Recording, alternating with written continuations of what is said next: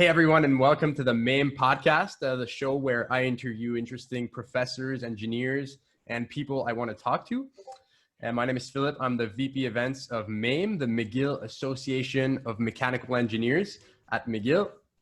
And today's guest is someone I've been wanting to talk to for a while. May I present Mr. David Dunwoodie? Hi. Hi. Nice to meet you.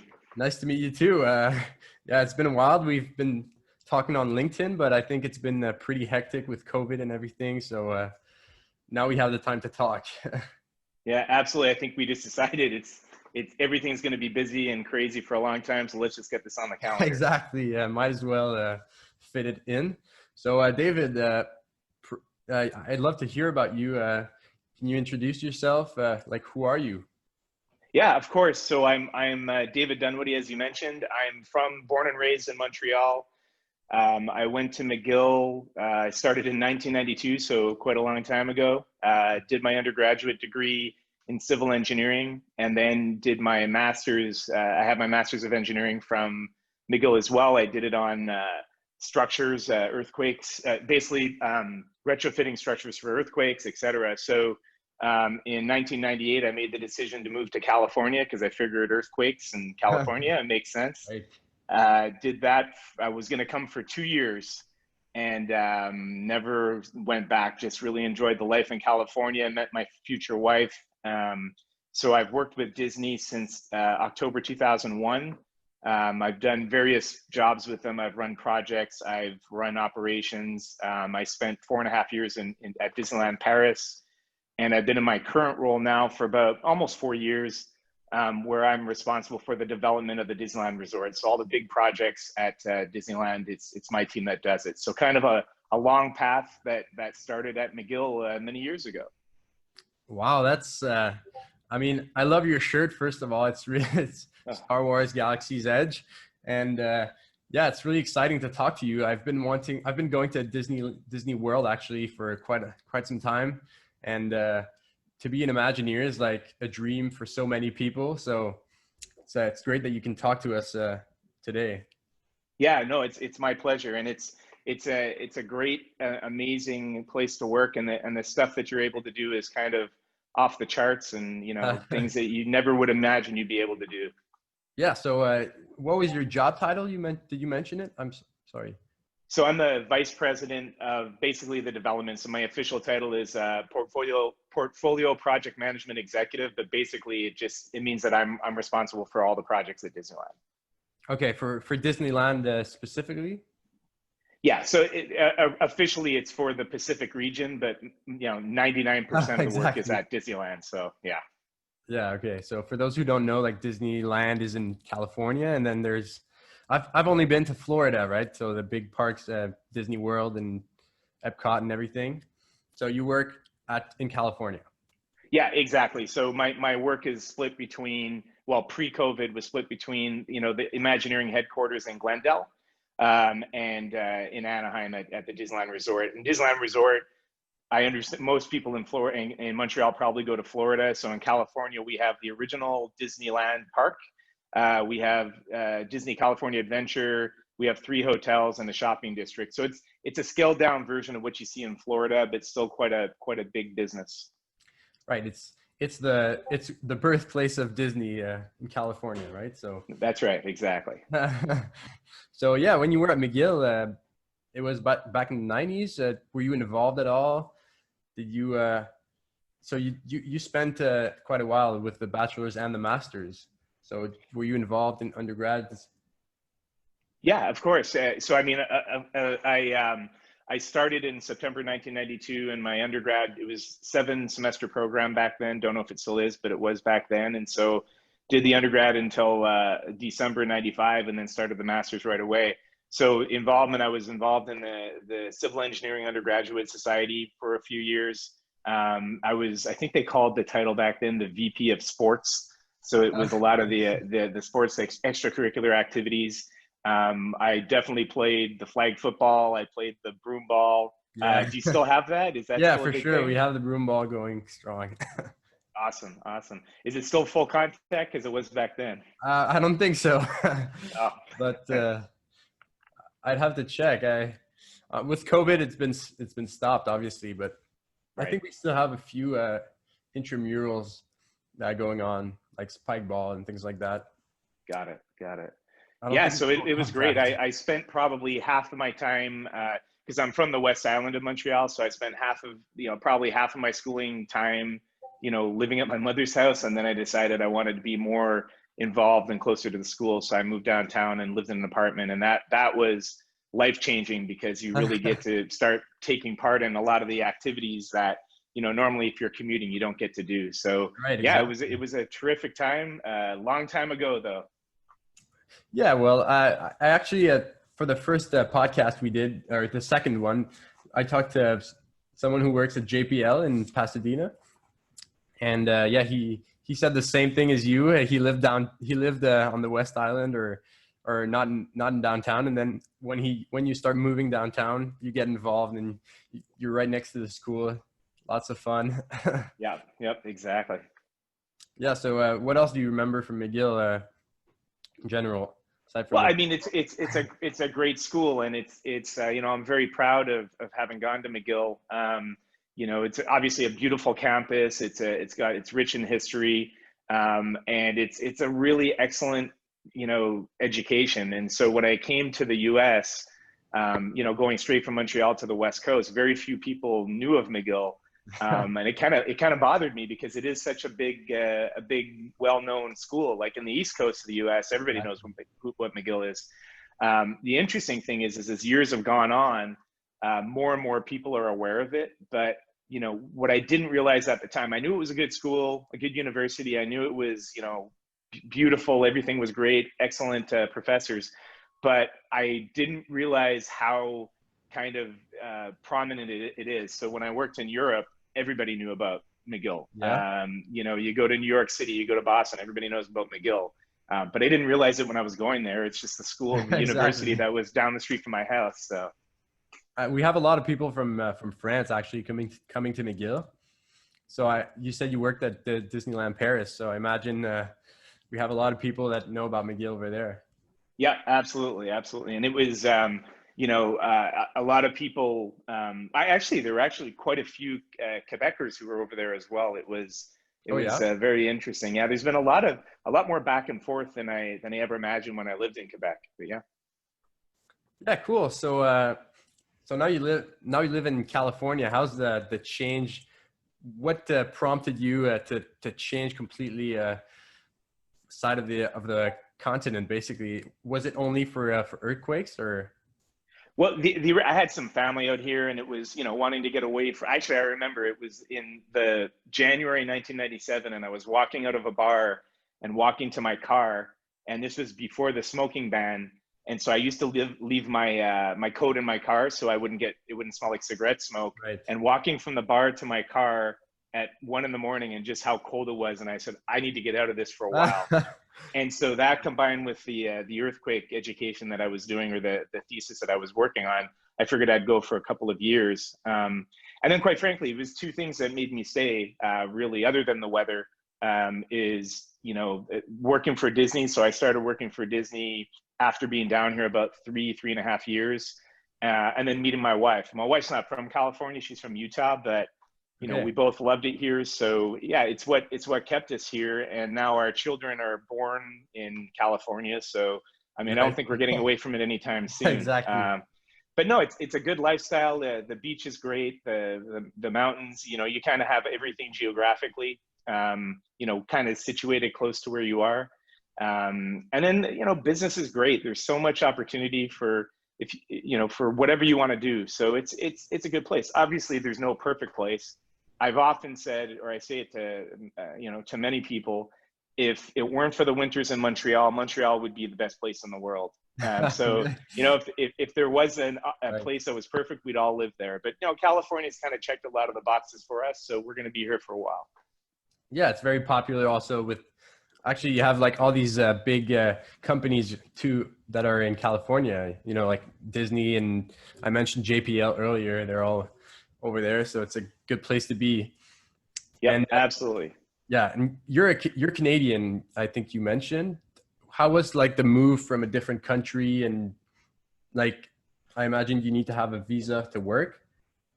Yeah, so I actually my initial 3 years down here, I was on the what was it, the TN visa, the North American Free Trade Agreement Okay. visa, where literally you show up at the border with your job offer and $50. So that's what it Oh, was really? back then, and they stamp it, they give you the visa, and it's good for a year. So you had to renew that every year. And then while I was down here doing that, I applied for a green card. You know, and they had told me it's a 4-year process, and I never wanted to do it because I said I was not going to be down here even for 4 years. Right. And glad I did it. I got it within 2 years. It was a very simple process. And yeah, so I have not got American citizenship, so I'm still on my green card. So yeah, but I'm a Canadian citizen, and you know, so it was pretty easy with the NAFTA agreement, and I forget what the new agreement is called, the one that replaces it, but I think that Right. that's still available for technical degrees like people who are in engineering at Yeah. McGill. And do you still have family in Montreal? I do, yeah. My mother, my sister, like my extended family, still in Montreal. So pre-COVID, I mean, this is the longest time I've been outside Oh, of yeah. Montreal, outside of Canada. We went in September 2019, and then we were going to go again. Actually, the day that we heard of the shutdowns at Disney, my son and I were supposed to fly to Montreal, Oh, and we wow. were on our way to LAX, and we were halfway there, and we turned around because they Oh, were wow. shutting down flights and all that stuff. But no, we go quite often. We go at least once a year, and sometimes 2 or 3 times a year back to Montreal. Cool. I'll have to give you a tour of campus with your son. That'd be great. Yeah. Yeah, for sure. Yeah, so I'm pretty excited to learn about the project that you work on. You mentioned you have a few projects at Disneyland. Want to Yeah. develop on So that? obviously, a lot of the information is confidential, but Yeah, for we sure. have the two ones that are announced that we're working on right now that are in construction. We've got Avengers Campus, which is the first Marvel themed land that Disney's ever done. And we've been under construction on that since we started in January 2019. So, you know, it's coming up to 2 years. We would have opened on July 18th if it weren't for COVID. But now we're, you know, obviously we're back up into the construction.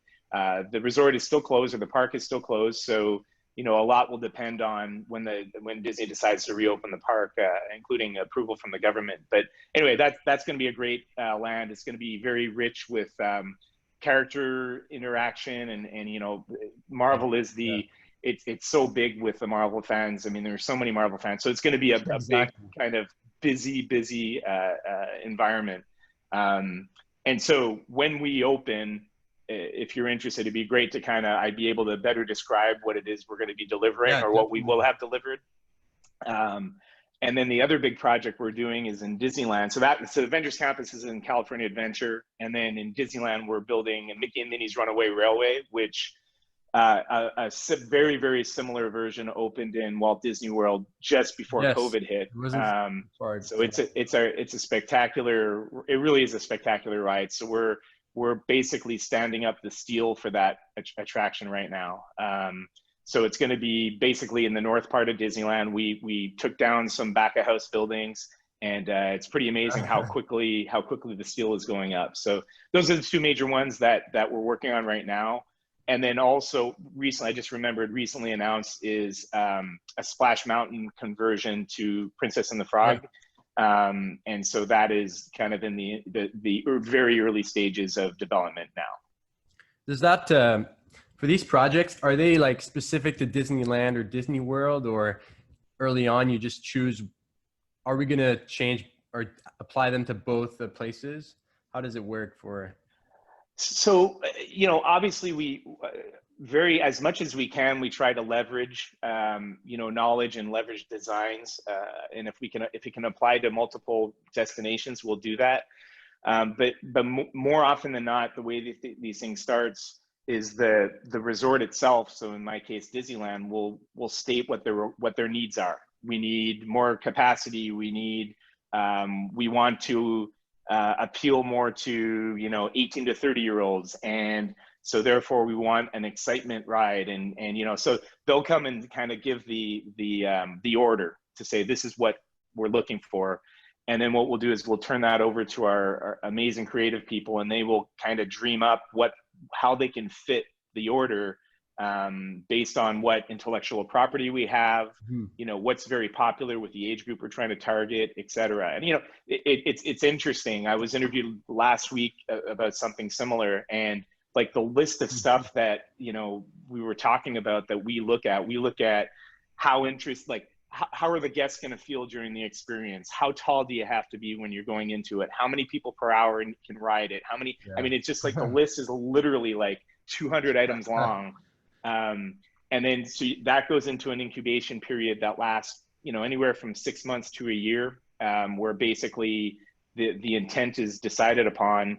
And then once you have management intent to proceed, then you start spending capital dollars. And so I'm involved all along, but my really hard job starts once the concept is nailed down, and then we start the hard design. That's when my team really takes over. Are you, is your job really related to still to civil engineering, or are you really on the structures and everything, or more of a general project management position? It's really project management at this part. And it's interesting is when I was at McGill, when I was in civil engineering at the time, if you wanted to be in development, you either were a project manager or you were a structural engineer. Right. There was no crossover. And I decided I was going to be a structural engineer. And I had been with Disney for a couple of years, and then my boss at the time said, I want you to manage projects. And I just said, there's no way, it's just not going to happen. And long and short of it, he convinced me to do it. And I said, I'll try it for a little bit. And it's a thing that fits my personality like perfectly. So yeah, I interact a lot with engineers, but I'm responsible for the overall projects. Wow, that's really, like, to come back on the Avengers Campus. Let me show you. You see the shield on the wall. Oh yeah. Captain America. So the Avengers Campus strikes a chord to, I think a lot of people are really interested, and I'll have to fly out to California just for that. Yeah, well, maybe we can do, and again, we can talk about it as we get closer to the time, but maybe we can do a, walk with my iPhone through the land as we're, right, when we're ready to deliver it, if that's something that would interest you. Yeah, for sure. That's so interesting. And I can imagine like so many projects that must come on the table, and that you have to choose between all these great projects. I imagine like sometimes it must be pretty hard to do the difference between two awesome projects. Yeah, it's interesting so the decisions on which projects we do are, they're done all the way up to the top of the company, because these are sizable investments. So like our CEO will be involved often in deciding, what should we do, what IP, is it Star Wars, is it Marvel, is it Pixar? So yeah, it's very interesting to kind of see how those decisions are made, and how they the thought process they go through to make it the biggest impact for the investment. Do you mean the CEO of Disney, or just Imagineering, or? Oh, CEO of Disney, yes. Yeah, for sure. Okay. Yeah. Yeah, I think it was Bob Iger a while back.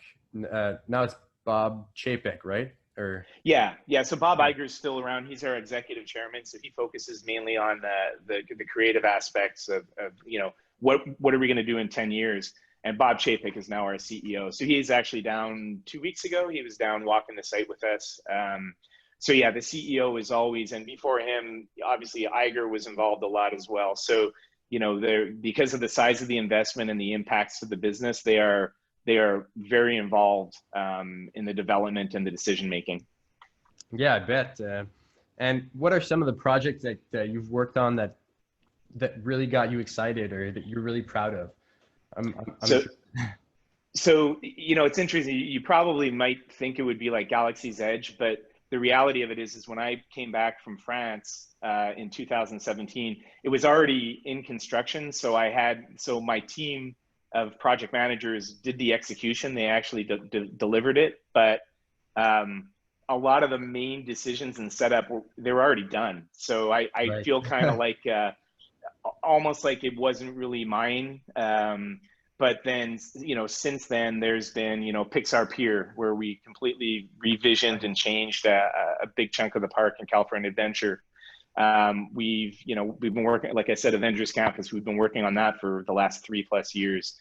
We delivered a 6,500 spot parking garage. That it's just a parking garage, but we changed the arrival experience of guests to the Disneyland Resort. So we built a bridge over a street, and we had this long walking path that's a park-like setting. And you look at it, it's funny because my master's focused on working on bridges. That was the first bridge I ever built. And I remember when we put it up, and I'm like, oh my goodness, like after 20 years, I finally get to work on a bridge. That's so funny.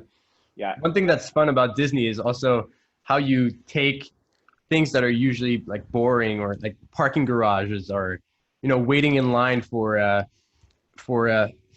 Splash Mountain, and you make it into an experience that really make it a lot more fun to wait or to do these things that are usually extremely boring. Yeah, exactly. And I think it's a lot of the the focus. The reason why I think Disney resonates so well with people is because everything's so immersive.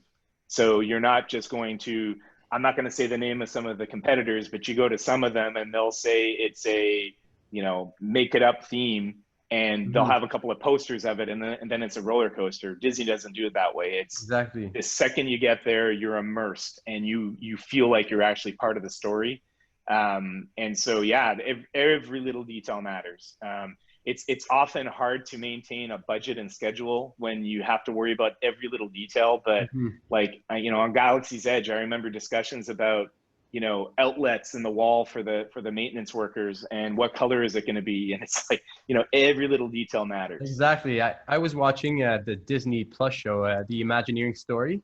Yeah. And really they bank in on saying the 4 levels of details. You have to check it from afar. It has to be perfect and tell the story. Then you come a bit closer, it has to tell the same story, and the theme has to be consistent when you look at the doorknob and look at the wood, what type of wood is used, and all these levels of details like tell the big story of the place, or like Tomorrowland or Adventureland. So that's really compelling to me. I don't know, I find it super interesting that and it must be a real hassle to design, honestly, to think through every single thing.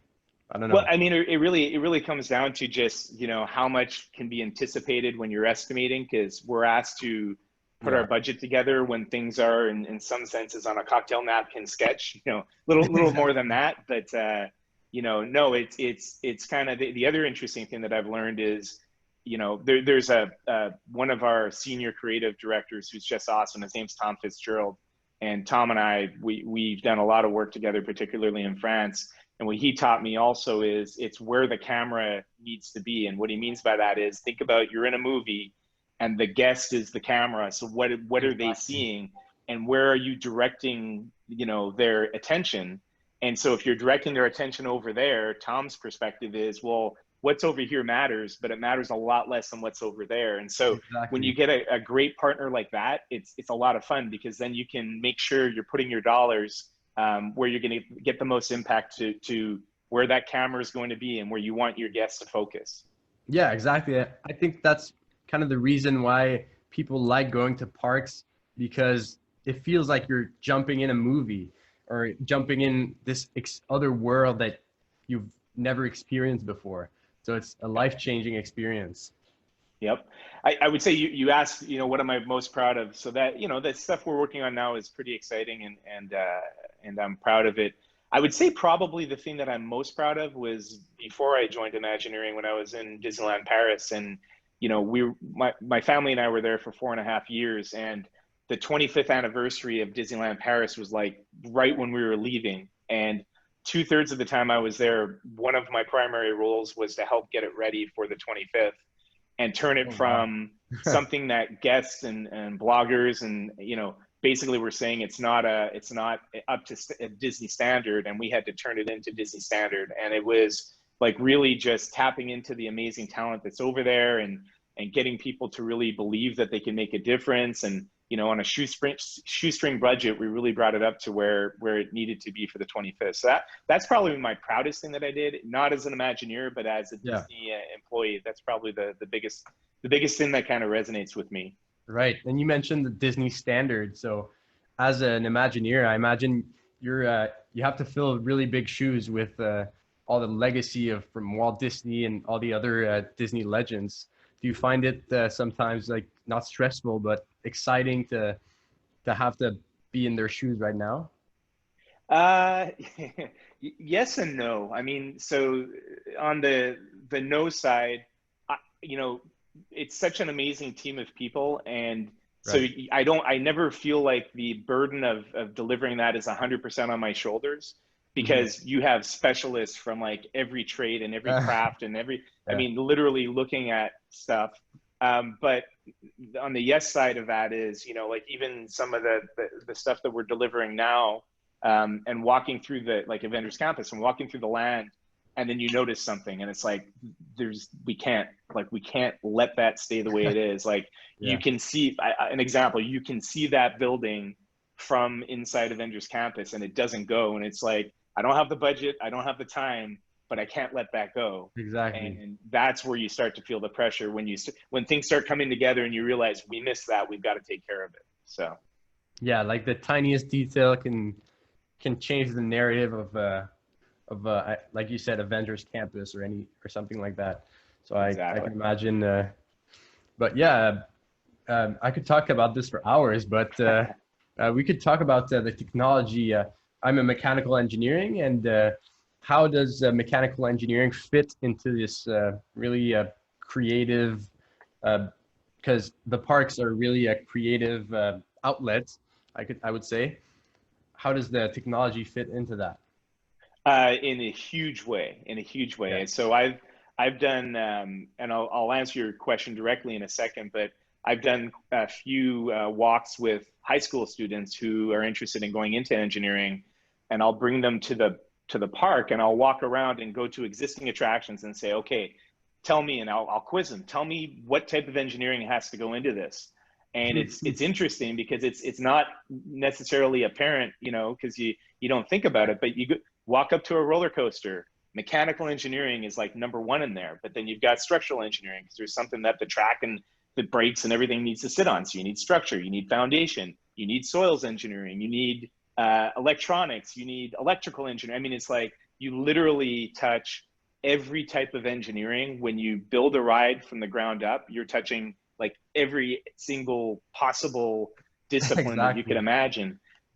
From mechanical, you know, it's very interesting. So we have a pretty, you know, state of the art mechanical engineering organization, and if you think about it, if a creative director says, I want people to feel like, I mean, make it up, I want them to feel like they're flying, Exactly.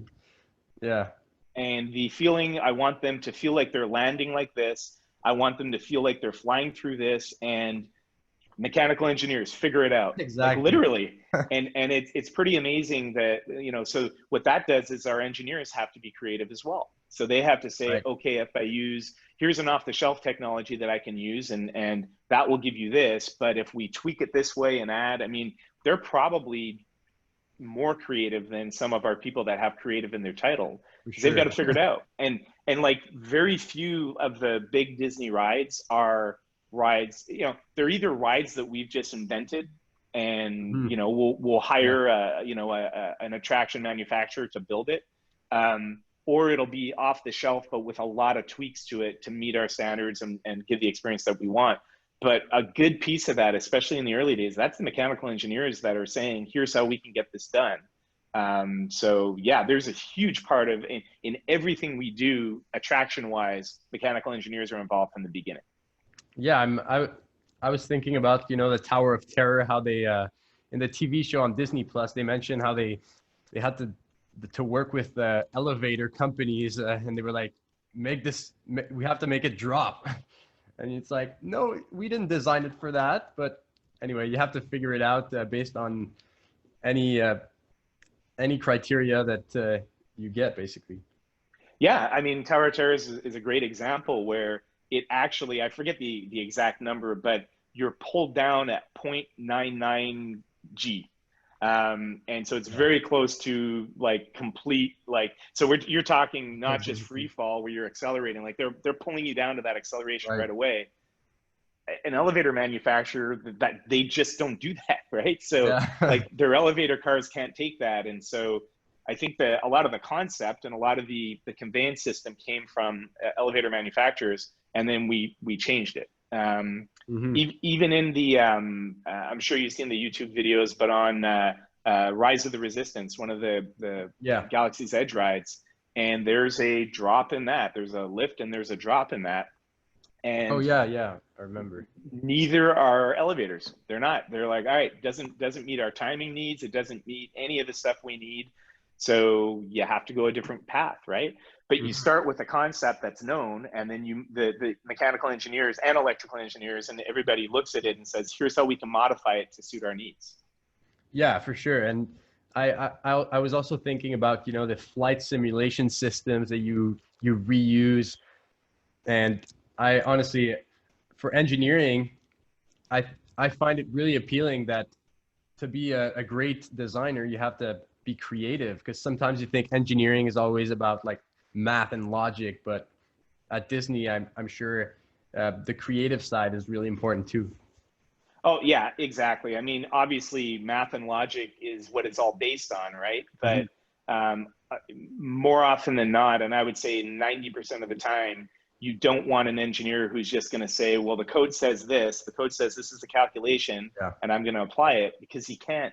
How do you apply a code to something that's never existed before, right? Exactly. So you need to get back. I don't know if you know Professor Dennis Mitchell, but he's in the civil engineering organization, and Professor Mitchell was the one that taught me that very early on, where because he would decide, you know, we're going to do things differently, and so we're going to look at 5 different codes and kind of take the pieces from those 5 codes that make the most sense for what we're trying to do, and we're going to move forward.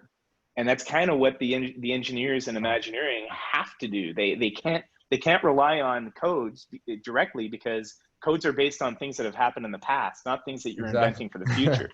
You know? Yeah, for sure. How has your engineering background helped you in management, project management? A few different ways. The first one is, you know, credibility. So when you're going and speaking to architects and engineers, they obviously it carries credibility that you've got a technical background. But the other thing too is, you know, the engineering, what it teaches you is a logic, like a kind of a logical way of approaching problems. And so whether you're building a chassis for a racing car, whether you're building a bridge for earth, you know, to withstand earthquakes, there's a path of logic that you learn when you're studying that. And so it doesn't matter what discipline you're managing, it's all based on the same thing. So being able to have that logical conversation, and then most importantly, challenge what the architects and engineers are telling you.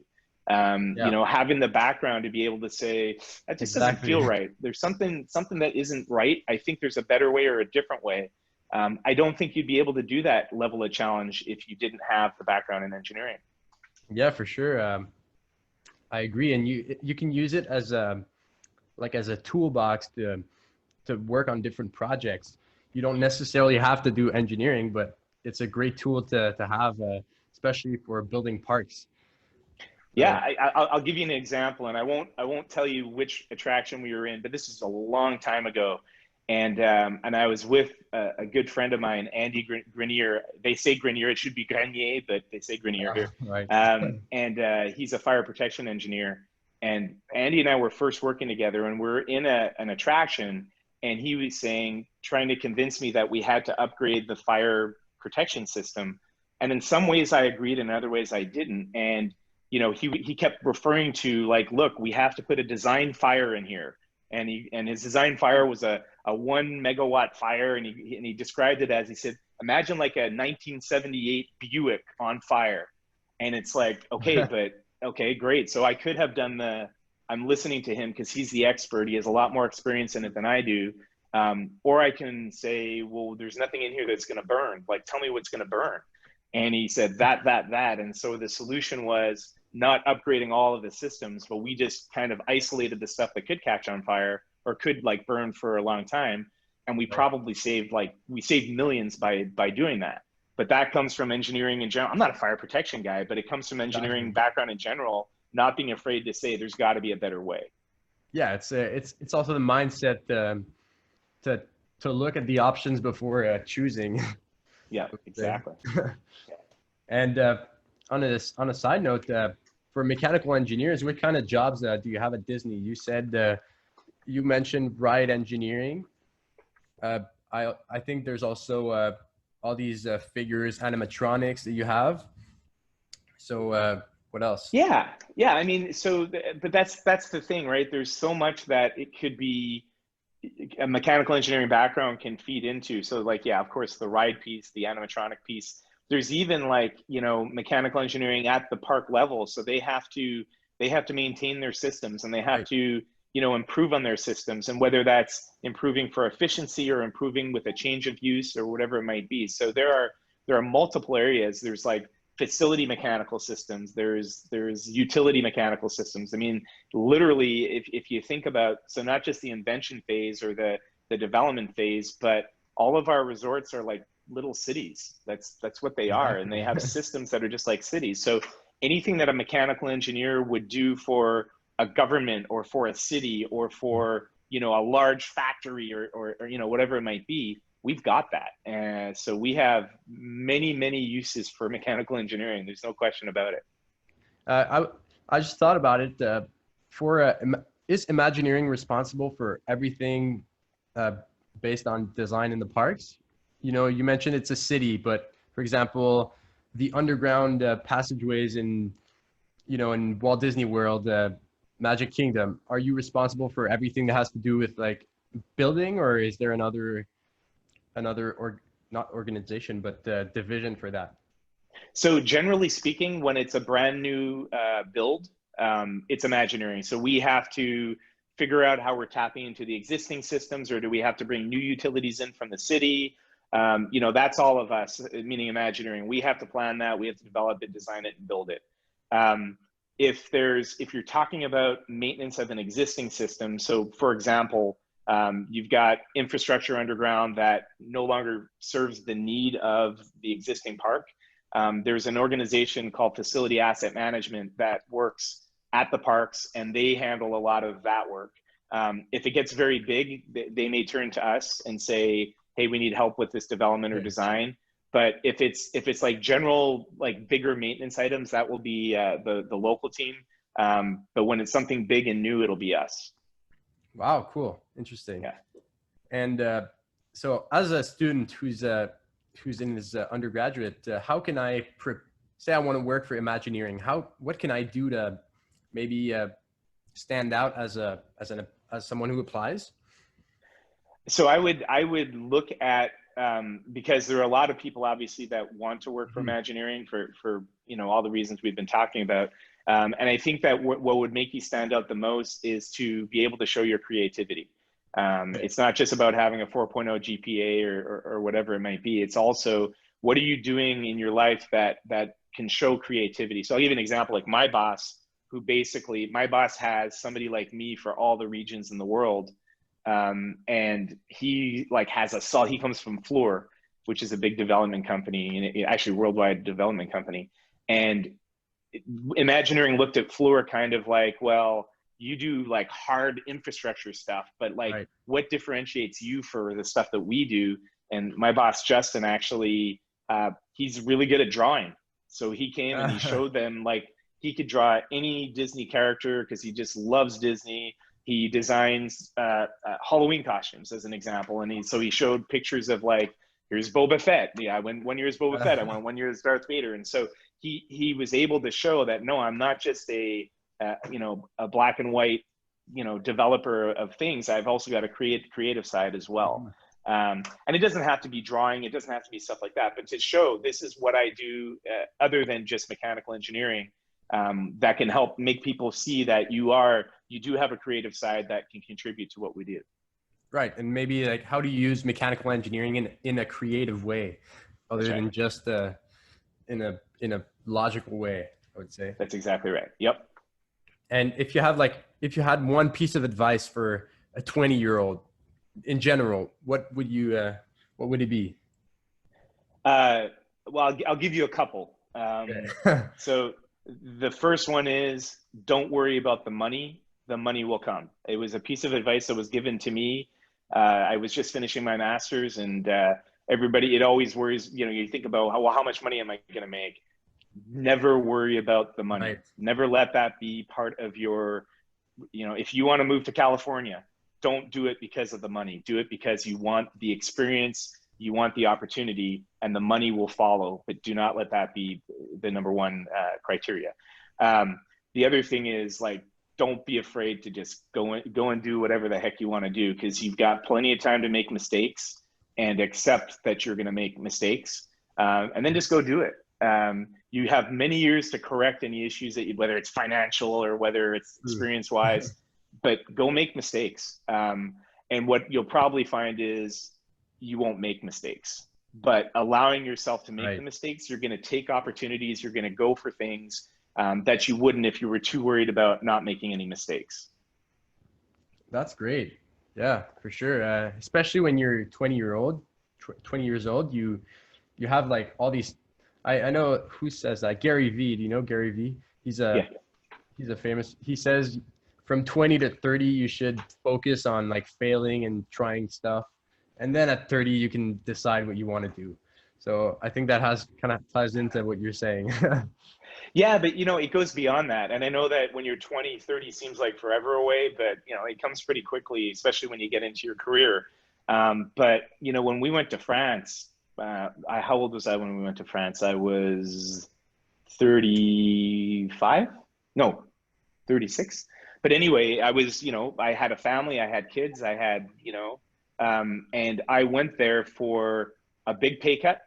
I went there and I had a job here. I had a well-paying job here. We had a house, we were established, everybody was happy, but pay cut and unknown and, you know, open-ended. Are we going to make our way back? But it was just the fact to say, these opportunities do not come up very often. So go for it and, you know, take a chance. And so I don't think that taking the chances ends when you get into your 30s. I think you're just going to be more knowledgeable of how risky you want to be. But I think you just got to go for it and keep going. Yeah. Hey, you moved to Paris for 5 years, you said. Is that it? How was the experience? It was pretty scary at first, I can imagine. Well, I mean, mainly for my family. My wife, she didn't speak French. My kids were 4 and 2. So it was kind of scary from a family perspective. For me personally, it was, other than worrying about the family, it was, you know, I was at work every day and you know, interestingly so I spoke French coming from Quebec, but I didn't speak technical French because I went to elementary school in French, but I did French immersion. But when I got into like Cégep and university, it was all in English. So like being able to go and talk to somebody about, I remember talking to one of my team and I didn't know the word for valve. So I had to like draw the valve on my whiteboard for him to understand what I was saying. So very difficult, learning completely different portion of the language, you know, on the run.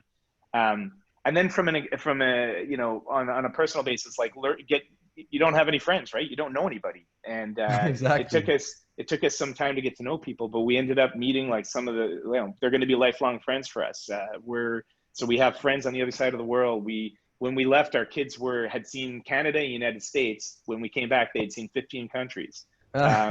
So it was hard. Like the days were long, but the years were short. Like overall, it was such an amazing experience. But yeah, there were some dark days, particularly the weather. The weather in France, in central France, like where Paris is bad most of the time. So coming from Southern California, where you're used to wearing board shorts on the weekend, to, you know, hailstones this big in May, it's a little bit of a difference. Yeah, for sure. And is that why you came back to California?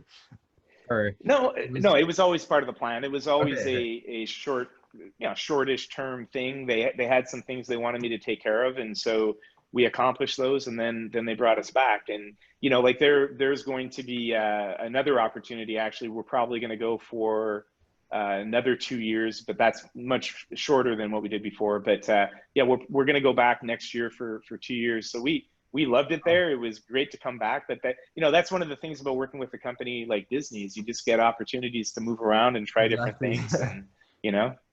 Yeah, there's a park in like every continent basically, so you have Yep, choices. Yeah. exactly. For COVID, we spoke about it before starting the recording, but I understand it was a bit hard for Disney, especially with the parks closed. Had to like stop your projects. How did you take that as a company or? So the company, like early on, nobody knew what this was going to mean, right? So there were, I remember the earnings call in I think it was beginning of May or end of April, beginning of May, and just like the CFO of Disney, she used to be my boss's boss, and when I was years ago, and hearing her and she handled it so well, but I was just imagining the stress that she was under because there's no revenue. Like the Mm-hmm. revenue of Yeah, 90% of your business is zero. Not, oh, you're in a recession and you lose 20%. Like it was zero. exactly. And so what she did with her team was remarkable. They set it up with the banks. They put us in an amazing cash position to weather the storm, and they made some really intelligent assumptions. And so from a company perspective, I mean, Disney was in great hands right from the start. At the site levels, so like at the park levels, I mean, it's been rough because the same thing, like they have a P&L that they need to hit, and they're just not hitting it. So from a business perspective, you know, Disney's done the best they can, and is positioned to come out of this very strong, in a very strong way. From me specifically, it was tough to see our job sites shut down. That was, you know, to go from amazing, every time you go out there, you're seeing something new in progress, Yeah. to every time you go out there, it's like nothing. There's nothing Mm-hmm. happening. We're just maintaining. So that was a tough couple of months, but we've been up doing full bore construction in Anaheim since the June timeframe, and so things are pretty back to normal. We have our protocols in place. We have our COVID protocols that we're very strict about, but you know, it feels, you at least feel the change, and you see the change as time goes on. Right, and you're still announcing projects like the Splash Mountain project, or so from an outside point of view, it still feels like things are going forward. Yeah, you know, it may sound corny, Hmm. but you know, we honestly believe that, you know, in some ways, for a lot of people, we're like the beacons of hope. And so it was very important for a lot of our leaders to say, we are going to get going on this stuff as quickly as we can, so that people don't lose faith. And we're not talking about faith in the company. We're talking about faith in general. And it's kind of, Yeah. that is, you asked earlier about like, do I feel the burden of like the legendary Imagineers and all that, Yeah. Walt Disney and all that stuff. I don't, like I explained earlier, as much, but I do feel the burden of, like, people do expect us to be better than everybody else. And that can be socially, that can be donation wise, that can be in a whole bunch of different ways. But I mean, I was devastated when I heard that we were going to have to shut down our sites for a period of time, because people would lose hope if they don't see us progressing. Well, then they lose hope. So Yeah, for sure. I don't think it's corny at all. You know, Disney's always been like the theme of imagination and going forward and progress. So yeah, I agree. yeah, yeah. Yeah, so it's been fun talking to you, David. And thanks a lot for allowing me to record our little talk. Do you have? I was just wondering, like, what are the opportunities for interns? I imagine that with COVID, it's been pretty hard, or maybe you don't hire interns at all. But maybe in the coming years, or usually, what's the intern policy or in So we have a engineering? very strong intern policy.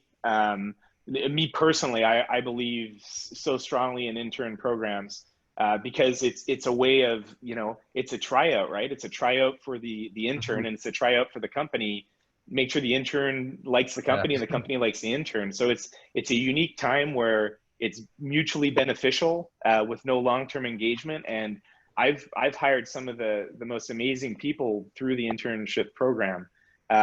So we do have a very rich intern program.